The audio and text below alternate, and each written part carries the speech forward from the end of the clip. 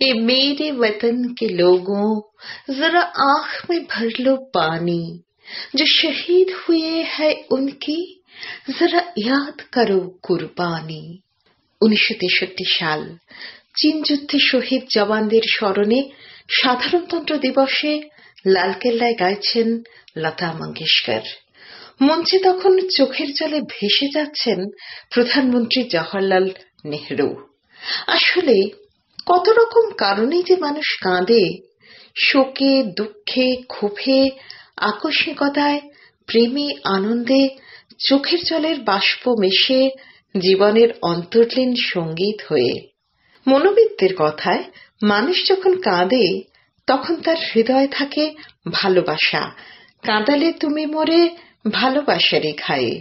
সে প্রেমিকই হোক বা প্রফেট, এমনকি খুনি। জনসমক্ষে কেঁদে ফেলা একটা সময় ছিল লজ্জার, নিন্দার হোক, কিন্তু এখন বিজ্ঞানীরা বলছেন যারা সবার সামনে কেঁদে ফেলেন তারা সাহসী, নিজেকে প্রকাশ করতে ভয় পান না, তারা গভীর, অনুভবী এবং ভালো বন্ধু।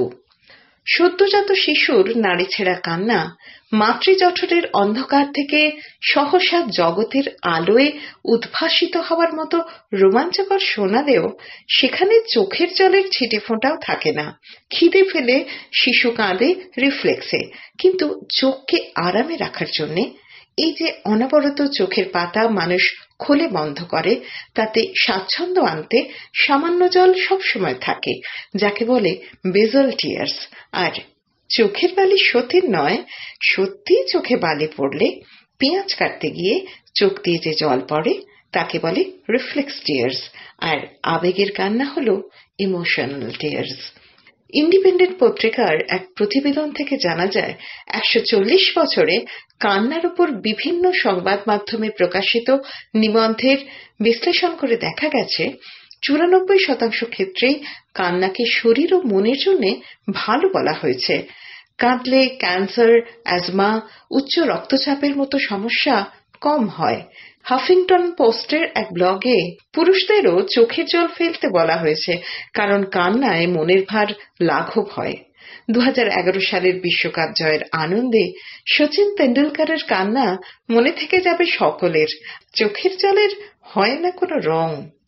দুধের রাষ্ট্রনেতারাও সময় অসময়ে চোখের জল সামলাতে পারেননি। অমন যে লৌহ মানবী ব্রিটেনের প্রাক্তন প্রধানমন্ত্রী মার্গারেট থ্যাচার, তিনিও তার প্রধানমন্ত্রিত্বের শেষ দিনে চোখের জল ফেলেছিলেন।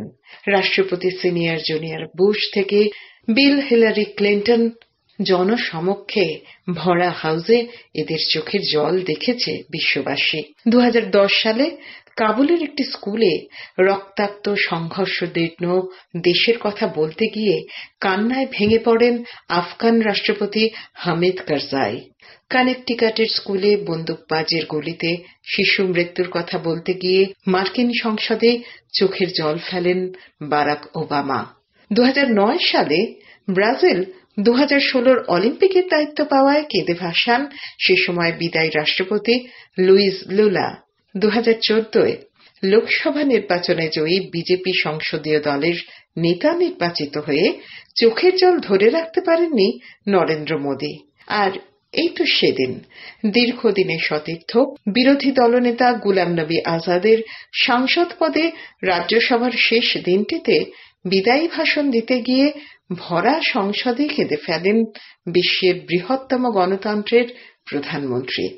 সমাজতাত্ত্বিকরা বলছেন যে রাষ্ট্রনেতারা জনসমক্ষে কেঁদে ফেলেন তাদের সঙ্গে মানুষ অনেক বেশি একাত্ম বোধ করেন।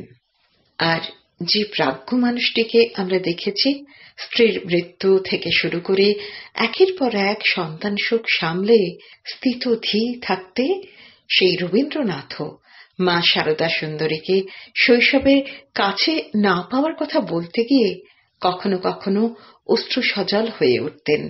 একথা জানা যায় রানীচন্দ্রের লেখা থেকে। শারীরবৃত্তীয়ভাবে কাঁদলে স্ট্রেস হরমোন শরীর থেকে বেরিয়ে যায় এবং এন্ডোরফিন বা যেটাকে ফিল গুড হরমোন বলা হয় তা শরীরের মধ্যে নির্গত হয়। এজন্যই কাঁদলে মন হালকা হয়। আর কান্না যদি অনুরণন তোলে আরেক চিন্তনে, যদি তেমন হয়, যে কাঁদনে হিয়া কাঁদিছে সে কাঁদনে সেও কাঁদিল, তাহলে চোখের জলে লাগুক জোয়ার।